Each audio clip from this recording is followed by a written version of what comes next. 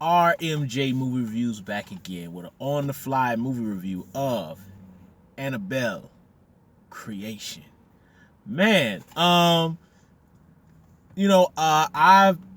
sue me, guys, sue me. I know as much as I complain and talk about I'm a child of the '80s and blah blah blah. I'm always a big person who always says you have to see the original films first. Lately, I've kind of been breaking my own rules, so I've never seen The Conjuring. Never saw Conjuring 2, and I've never seen Annabelle. Sue me, guys. I had no anticipation, although I heard good things about The Conjuring. Conjuring 2, I don't really remember. I don't really remember anything people said about those last two movies. But I am a big fan of Insidious and Insidious 3. I hate Insidious 2. But I'm a big fan of those that first and third films of that series, and I think a lot of these guys. I'm not sure. I know it's not the same director, but I think it might be some of the same team that did all those movies together. I never saw that one with Donnie Wahlberg. I think it's called Dead Silence. Never saw that one. Never wanted to. Either way, Annabelle Creation, I really enjoyed this movie. I thought it was a fun boo movie. You know what I mean? This is just one of those movies that you get together with a good crowd, you take your girlfriend or whoever to see, and you just enjoy the suspense. There actually is genuinely creepy moments in this movie and genuine suspense. Now, is this like terror where I'm just like, oh my God, I just can't sleep? Like, I'll give you a similar fear that I had. It's not like a fear that I had like when I saw Pet Sematary on home video. But then again, I think 8 or 9, so maybe the terror will be different anyway. But kind of the level of creepiness and eeriness and fear that I felt after I watched Pet Sematary, you don't feel that kind of fear. But definitely, the suspense is very good. They really use a lot of Carpenter-esque, Alfred Hitchcock-esque kind of playing again with the frame. Foreground, background, movement in the background, that kind of thing. The blurred image in the background as the character is here in the foreground. That's a staple of a lot of Carpenter movies, especially, of course, Halloween. And I consider Halloween 2 to be a Carpenter movie, digressing, even though he didn't direct it. That's a Carpenter movie to me. But whatever. There's a lot of that here. There's a lot of really where there's no music at all. And this isn't like kind of a lot of the horror movies of the 90s. Maybe I give you digressing an example like Halloween, The Curse of Michael Myers, where like, somebody just opens a door and it goes doom, or the Texas Chainsaw Massacre prequel, the beginning, where there's all those doom moments that aren't earned. The loud moments in this movie, Annabelle Creation, are earned, and it's after well-drawn suspense, and they're clever little gags, you know what I mean? They also play a lot with the imagery, the big giant ghoul or whatever. You don't get to really see it all at one moment. There's little spurts. I really like the film. Now I've heard not so good things about Annabelle, but regardless, I might go to Redbox or stream it or whatever and watch it. I'm definitely got to go watch Conjuring and The Conjuring 2, but I really enjoyed the film. It does, like I said, it's a good boo movie, and the acting is good. Of course, there's the typical horror movie decision making that just comes with the genre. So I hate when people always go, "Oh, that's stupid. You wouldn't do that." It's a movie. You know what I mean? Like, digressing, you watch Boys in the Hood. Why would Ricky just run in a straight line and get shot in the back? I mean, because there wouldn't be no movie, But they're movies, guys. So this was fun. I was actually really surprised to see Anthony Innocent Blood LaPaglia in here. I can't remember when was the last time I saw Anthony LaPaglia in a movie. He looks a lot like my 5th grade teacher, Mr. I. So Mr. I, if you're out there, you look like Anthony LaPaglia looks like you in this movie. But it was nice to see him. Also, Pascal from Pet Sematary shows up in a small role. What I like about these guys who are doing Insidious and The Conjuring and Annabelle, these guys really have nods, and you have to be a really horror fan of 70s, 80s, and early 90s horror films to really catch the little references and the actors that they use throughout their films. These guys, I'm assuming a lot of these guys are probably about my age, maybe early 40s or mid 40s.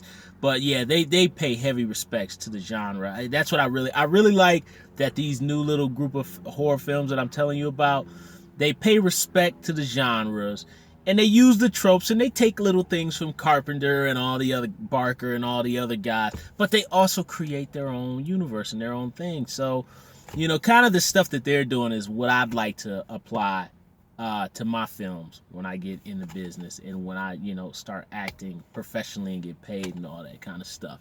But just, it was really good. I really enjoyed it. It's a good film. There was also another Pet Sematary reference in the film with one reveal about a character's disfigurement. That was a heavy reference to Pet Sematary 1. And with Denise Crosby's ultimate fate of her character in that movie. Those of y'all who know old school horror know what I'm talking about with the eye. And even Dale, digressing, Dale Midcoff, I can't remember his name. He made a reference to that on the DVD about having to kiss her with that disfigurement. I digress too far. But either way, for guys who are fans of the genre, go check it out. Now, second part. This is a second part of the review not associated with Annabelle. But what I didn't know, guys, was that they were going to show the sewer scene from It in front of Annabelle. I had no idea. I went into this movie blindly just to get a review on my channel. I didn't know that they were going to show almost a lot of the scene from the motion picture big screen version of It. Man, let me tell y'all, I am first in line for Stephen King's It, the big screen version, when it comes out September 9th. I was very pleased with the guy Skarsgård's I can't remember his youngest son's name, but I'm very pleased with the performance that I saw as Pennywise. This is a different take than Tim Curry. Tim Curry, look guys, I'm really tired of people bashing the It miniseries. That was an ABC miniseries trying to fit an entire novel into network television, and it was network television, and it was a low budget film. So of course there's going to be stuff that's cheesy. And of course they're going to use television actors. It was what they did. It was a TV production.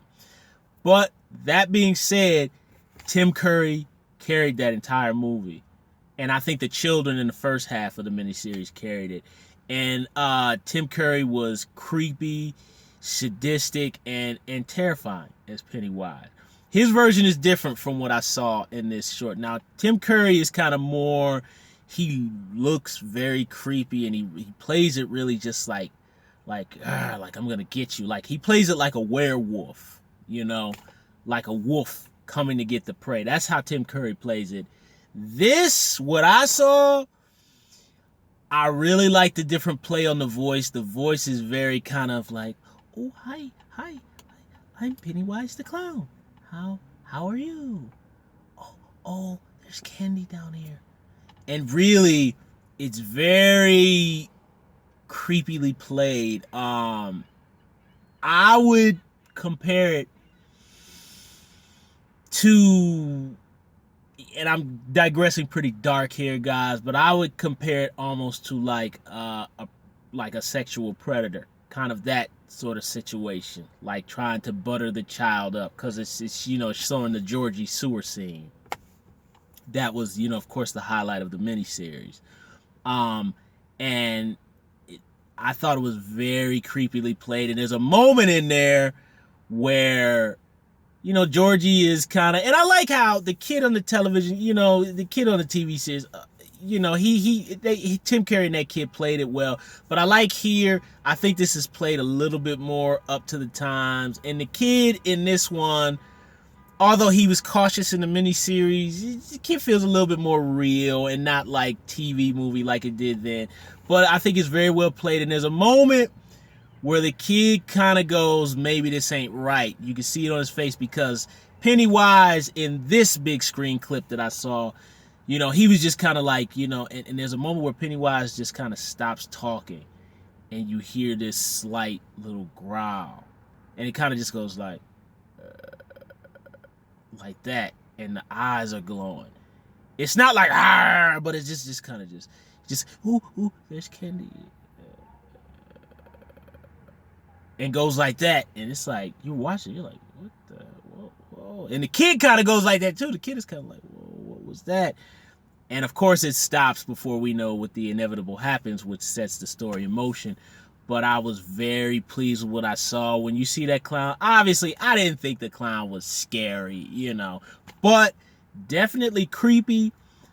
It wasn't creepy in the same way as Tim Curry, you know, and plus the fact, you know, I saw that at a very young age. So Tim Curry will be forever ingrained in my mind.